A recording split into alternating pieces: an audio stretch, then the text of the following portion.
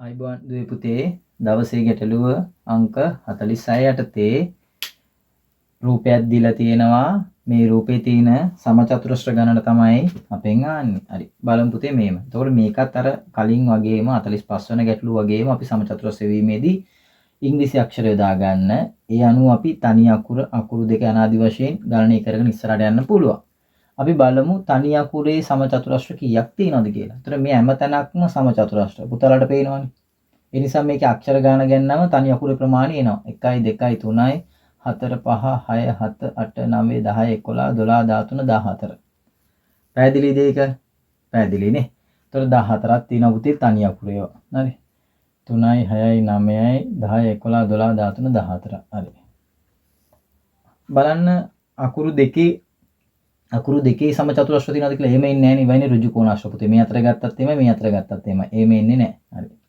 අපි බලමු අකුරු තුනේ ඒවා.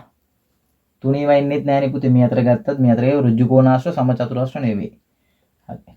ඔන්න අකුරු හතර ඒවා නම් තියෙනවා. බලන්න මේ බලන්නකෝ. ඔන්න මං අඳිනවා මෙතන එකක් මේ.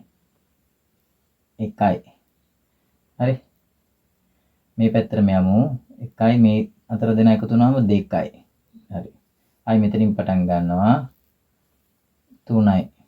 ආයි මෙතනින් පටන් ගන්නවා 4යි. මෙතනින් පටන් ගන්නවා 5යි. මෙතනින් පටන් ගන්නවා 6යි. මෙතනින් පටන් ගන්නවා 7යි.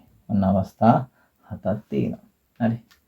දැන් මේක පල්ලයට ගත්තත් මේක අවු වුණානේ. ආයි මේකත් අවු වුණා. එම ගැටලුවක් නැහැ. හරි. බලන්න අවස්ථා 7ක් තියෙනවා. හරි.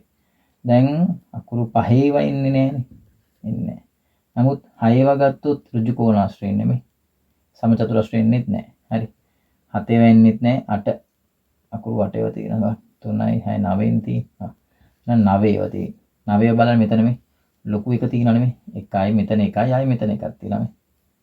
2යි පුතේ. හරි. එහෙනම් මේ ටික දැන් අපි එකතු කරන්නකෝ. මේ ටික එකතු කරාම පුතාලට පේනවා ඇති 14යි 7යි 21යි 2යි 23යි. එහෙනම් මුළු සමචතුරස්‍ර ගණන පුතේ 23ක් වෙනවා මේ අවස්ථාවේ. එහෙනම් දරුවෝ මේක බලා ගන්න, වැරදි අදා ගන්න. ජය වේවා දරුවෝ.